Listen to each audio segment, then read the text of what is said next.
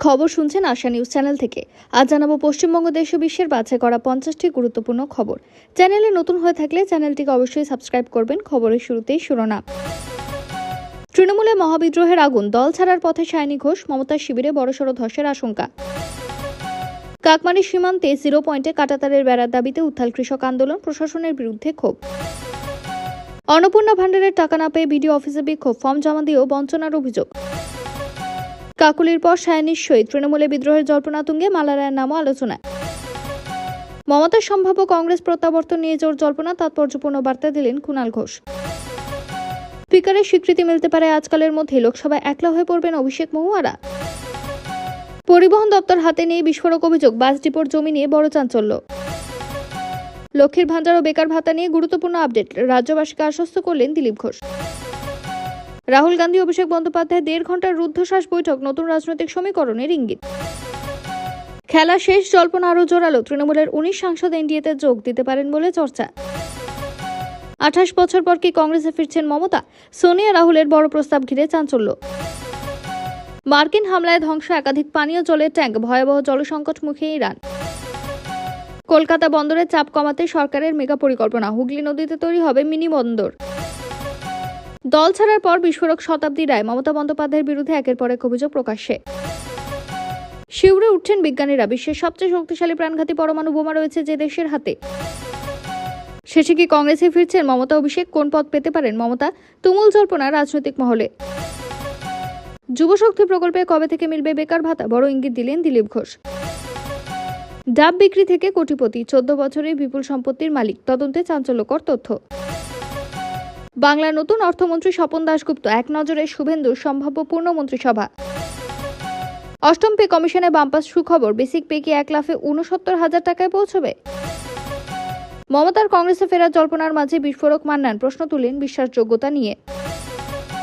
পরিবহন মন্ত্রী হয়ে বাম আমলের ফাইল খুলবেন, বিস্ফোরক ইঙ্গিত অর্জুন সিংয়ের।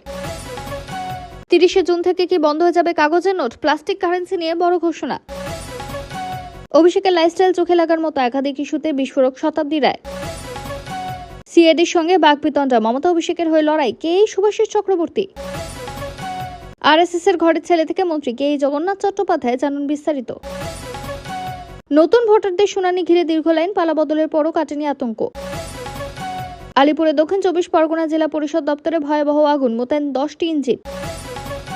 তৃণমূলে বড় ধাক্কা, সুখেন্দুর পর ইস্তফা সুস্মিতা দেবের, একই পথে কোয়েল মল্লিকও। ফিফা ওয়ার্ল্ড কাপ 2026-এ একগুচ্ছ নতুন নিয়ম, গোলকিপারদের উপরও কড়া নজর, এই কাজ করলেই লাল কার্ড। শান্তিকালে কি মোতায়েন করা হচ্ছে পরমাণু অস্ত্র, ভারতের দীর্ঘদিনের নীতি ভাঙার জল্পনায় তোলপাড়। ক্যান্সারের ওষুধে বড় ধাক্কা, দাম বৃদ্ধির অনুমোদনে চরম সংকটে কেমোথেরাপি রোগীরা। মেসি কি ছোটবেলার বন্ধু? অরব বিশ্বাসকে তীব্র ভৎসনা হাইকোর্টের, চাঞ্চল্য রাজনৈতিক মহলে। সরকারি দপ্তরে ভয়াবহ অগ্নিকাণ্ড, ফাইলের পর ফাইল ছাই, বিপর্যয়ের মুখে প্রশাসনিক ব্যবস্থা। রাজ্যের প্রথম বিজেপি সরকারের 35 মন্ত্রী দপ্তর বন্টন সম্পূর্ণ, কে পেল কোন গুরুত্বপূর্ণ দায়িত্ব দেখে নিন। এরপর চলে আসি বিস্তারিত খবরে। মমতা কংগ্রেসে ফিরলে কি তাকে মেনে নেবেন অধীর রঞ্জন চৌধুরী? এ প্রশ্ন ঘিরে রাজনৈতিক মহলে জোর জল্পনা। দীর্ঘদিন ধরে মমতা অধীর চৌধুরীর মধ্যে রাজনৈতিক সংঘাত চলে আসছে, তাই মমতার সম্ভাব্য কংগ্রেস প্রত্যাবর্তনের জল্পনার সামনে আসতে অধীরের অবস্থান নিয়ে নতুন করে চর্চা শুরু হয়েছে। সাম্প্রতিক বিভিন্ন রাজনৈতিক আলোচনায় দাবি করা হয়েছে জাতীয় রাজনীতিতে নতুন সমীকরণ গড়ে উঠতে পারে।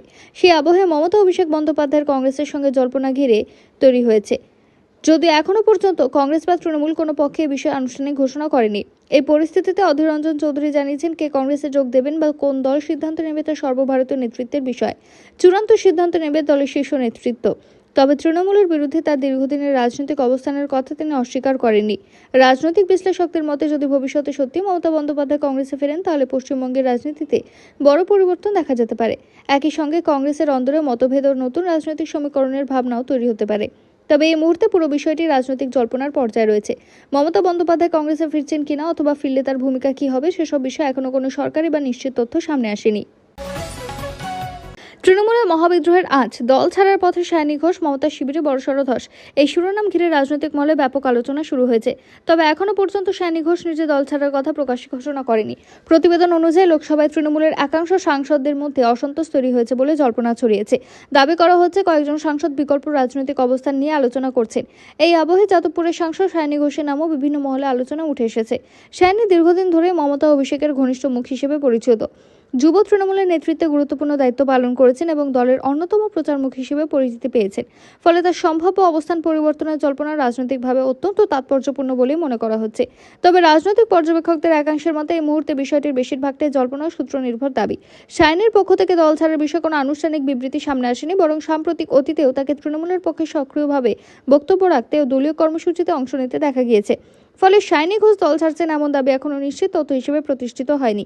তবে তৃণমূলের অভ্যন্তরীণ সমীকরণ, সাংসদদের অবস্থান এবং সম্ভাব্য রাজনৈতিক পুনর্গঠন নিয়ে জোর চর্চার মধ্যেই জল্পনা নতুন মাত্রা যোগ দিয়েছে। অন্নপূর্ণা ভান্ডারের টাকা না পাওয়াকে কেন্দ্র করে পশ্চিম মেদিনীপুরের গড়বেতা 3 নম্বর বিডিও অফিসে বিক্ষোভ দেখালেন একদল মহিলা। তাদের অভিযোগ, নির্ধারিত সময়ের মধ্যে ফর্ম জমা দেওয়ার পরও এখনো পর্যন্ত তাদের ব্যাংক অ্যাকাউন্টে টাকা পৌঁছায়নি। বিক্ষোভকারী মহিলাদের দাবি, তারা 31শে মে অফলাইনে অন্নপূর্ণা ভান্ডারের ফর্ম জমা করেছিলেন, কিন্তু অনেকদিন কেটে গেল টাকা পাননি। তাদের আরও অভিযোগ, এমন কিছু মানুষ আছেন যারা আবেদনপত্রের প্রক্রিয়া সম্পূর্ণ না হলে তাদের অ্যাকাউন্টে টাকা পৌঁছে গিয়েছে, অথচ তারা এখনো বঞ্চিত। এই অভিযোগকে সামনে রেখে মঙ্গলবার বহু মহিলা বিডিও অফিসে জড়ো হয়ে বিক্ষোভ দেখান এবং দ্রুত টাকা প্রদানের দাবি জানান। বিষয়টি নিয়ে এলাকায় ব্যাপক অসন্তোষ ছড়িয়ে পড়ে। ঘটনার পর বিডিও দীপাঞ্জন ভট্টাচার্য জানান, প্রতিদিন বিপুল সংখ্যক আবেদন জমা পড়েছে। সেই আবেদনগুলি সরকারি নিয়ম মেনে যাচাই বাছাই, ডেটা এন্ট্রির কাজ চলছে। এই কারণেই কিছুটা সময় লাগছে। যদিও তিনি আশ্বাস দিয়েছেন খুব দ্রুত এই কাজ শেষ হবে এবং উপভোক্তারা অন্নপূর্ণা ভান্ডারের টাকা পেয়ে যাবেন। অষ্টম পে কমিশনে বাম্পার সুখবর, বেসিক পে কে 1,69,000 টাকা। কেন্দ্রীয় সরকারি কর্মচারীদের মধ্যে অষ্টম পে কমিশন নিয়ে নতুন করে চর্চা শুরু হয়েছে। বিভিন্ন কর্মচারী সংগঠন দাবি তুলেছে যে বর্তমানে 18,000 টাকা সর্বনিম্ন বেসিক পে বাড়িয়ে 69,000 টাকা করা হোক। এই দাবির ভিত্তি হলো 3.83 ফিটমেন্ট ফ্যাক্টর, যা বাস্তবায়িত হলে বেতনে বড়সড় বৃদ্ধি হতে পারে। বর্তমানে এটি শুধুমাত্র কর্মচারী সংগঠনগুলির দাবি ও প্রস্তাব। এখনো সরকার বা অষ্টম পে কমিশন 69,000 টাকা বেসিক পে অনুমোদন করেনি। চূড়ান্ত সিদ্ধান্ত নেওয়ার আগে বিভিন্ন সংগঠনের সঙ্গে আলোচনা চলছে। প্রস্তাব অনুযায়ী যদি 3.83 ফিটমেন্ট ফ্যাক্টর কার্যকর হয়, তাহলে বর্তমানে 18,000 টাকার বেসিক পে প্রায় 69,000 টাকায় পৌঁছাতে পারে। আবার কিছু সংগঠন 4 ফিটমেন্ট ফ্যাক্টরের দাবিও তুলেছে। সেক্ষেত্রে বেসিক পে 72,000 টাকাও হতে পারে বলে হিসেব করা হচ্ছে। কর্মচারী সংগঠনগুলির দাবি, মূল্যবৃদ্ধি ও জীবনযাত্রার খরচ অনেক বেড়ে যাবে। বর্তমানে বেতন কাঠামো আর যথেষ্ট নয়, তাই বেসিক পে, এইচআরএ, পেনশন এবং বার্ষিক ইনক্রিমেন্ট বৃদ্ধির প্রস্তাব দেওয়া হয়েছে। তবে বিশেষজ্ঞদের মতে 69,000 টাকার বেসিক পে নিয়ে এখনই নিশ্চিত হওয়া যাবে না, কারণ ফিটমেন্ট ফ্যাক্টর কত হবে সেটাই সবচেয়ে গুরুত্বপূর্ণ।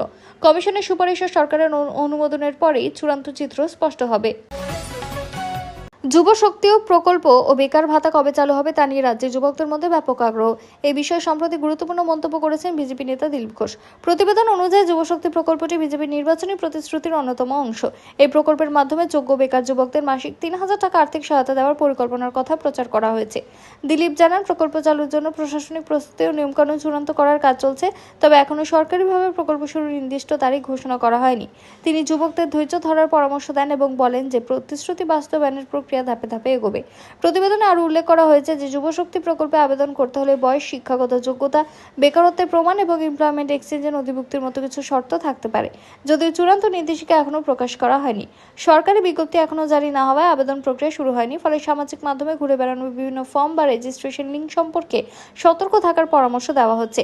সংক্ষেপে, যুবশক্তি বেকার ভাতা প্রকল্প চালুর বিষয়ে আলোচনার প্রস্তুতি চলছে, কিন্তু কবে থেকে তা শুরু হবে সেই বিষয়ে এখনো পর্যন্ত কোনো সরকারি ঘোষণা হয়নি। মেসি কি ছোটবেলার বন্ধু? এই মন্তব্য কেন্দ্র করে কলকাতা হাইকোর্টে তীব্র ভৎসনার মুখে পড়েছেন রাজ্যের প্রাক্তন ক্রীড়ামন্ত্রী অরূপ বিশ্বাস। যুব ভারতী ক্রীড়াঙ্গনে লিওনেল মেসির অনুষ্ঠান ঘিরে হওয়া বিশৃঙ্খলা এবং নিরাপত্তা সংক্রান্ত অভিযোগের মামলার শুনানিতে আদালত কঠোর পর্যবেক্ষণ করে। শুনানির সময় বিচারপতি সৌগত ভট্টাচার্য প্রশ্ন তোলেন, অরূপ বিশ্বাস কি মেসির ছোটবেলার বন্ধু? আদালতের বক্তব্য, একজন মন্ত্রীর পক্ষে এইভাবে একজন আন্তর্জাতিক তারকার এত কাছে চলে যাওয়া এবং সেই পরিস্থিতিতে নিরাপত্তা বিঘ্নিত হওয়া অত্যন্ত উদ্বেগজনক। বিচারপতি মন্তব্য করেন, ওই দিনের ঘটনায় কলকাতা রাজ্যের ভাবমূর্তি ক্ষতি ক্ষতিগ্রস্ত হয়েছে। মামলার সূত্রপাত মেসির কলকাতা সফরের সময় যুব ভারতীতে হওয়া বিশৃঙ্খলাকে ঘিরে। অভিযোগ, অনুষ্ঠানের টিকিট বণ্টন, প্রবেশ ব্যবস্থা এবং নিরাপত্তা নিয়ে একাধিক অনিয়ম হয়েছিল। অনেক দর্শক টিকিট থাকা সত্ত্বেও অনুষ্ঠান দেখতে পারেননি বলে অভিযোগ। হাইকোর্ট এদের নির্দেশ দিয়েছে যে ওই দিনের পুরো ঘটনার উপর আলাদা তদন্ত করে বিস্তারিত রিপোর্ট জমা দিতে হবে। আদালত জানতে চেয়েছে, অন্য শহরগুলিতে অনুষ্ঠান সুষ্ঠুভাবে সম্পন্ন হলো, কলকাতায় কেন এত বিশৃঙ্খলা হয়েছিল। অরূপ বিশ্বাসের বিরুদ্ধে তদন্ত চলবে বলে আদালত স্পষ্ট করেছে। তাকে তদন্তে সহযোগিতা করতেই হবে এবং তদন্তকারী সংস্থাটাকে হাজিরা দিতে হবে। একই সঙ্গে আদালতের অনুমতি ছাড়া শহরের বাইরে না যাওয়ার নির্দেশও দেওয়া হয়েছে বলে প্রতিবেদনে উল্লেখ করা হয়েছে। শান্তিকালে মোতায়েন পরমাণু অস্ত্র, দীর্ঘদিনের নীতিকে ভাঙল ভারত। সাম্প্রতিক একটি আন্তর্জাতিক রিপোর্ট ঘিরে জল্পনা তৈরি হয়েছে। সুইডেনের গবেষণা সংস্থা সিপ্রি তাদের 2026 সালের প্রতিবেদনে দাবি করেছে যে ভারত প্রথমবারের মতো শান্তিকালীন পরিস্থিতিতে 12টি পরমাণু ওয়ারহেড মোতায়েন অবস্থায় রেখেছে। এই তথ্য প্রকাশ্যে আসতে প্রতিরক্ষা কূটনৈতিক মহলে আলোচনা শুরু হয়েছে। পরমাণু অস্ত্র মোতায়েন বলতে সাধারণত বোঝায় ওয়ারহেডগুলিকে শুধু গোদামে সংরক্ষণ না রেখে ক্ষেপণাস্ত্র, সাবমেরিন বা অন্য উৎক্ষেপণ ব্যবস্থার সঙ্গে যুক্ত করে দ্রুত ব্যবহারের উপযোগী অবস্থায় রাখা। এতদিন বিশেষজ্ঞদের ধারণা ছিল ভারত নিরাপত্তা সংযমের নীতি মেনে পরমাণু ওয়ারহেড এবং উৎক্ষেপণ ব্যবস্থাকে আলাদা রাখে। সিপ্রি রিপোর্টে আরও বলা হয়েছে যে ভারতের পরমাণু অস্ত্র ভান্ডার ধীরে ধীরে বাড়ছে।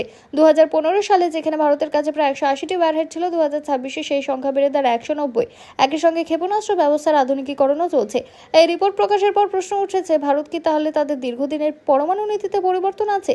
কারণ ভারত বহু বছর ধরে নো ফার্স্ট ইউজ নীতি অনুসরণ করে আসছে, অর্থাৎ শত্রুপক্ষ আগে পরমাণু হামলা না করলে ভারত প্রথমে পরমাণু অস্ত্র ব্যবহার করবে না। তবে বিশেষজ্ঞদের একাংশের মতো ওয়ারহেড মোতায়েন করা মানে এই নীতি বদলে ফেলা নয়, বরং দ্রুত পাল্টা জবাব দেওয়ার সক্ষমতা বাড়ানোর কৌশল হতে পারে।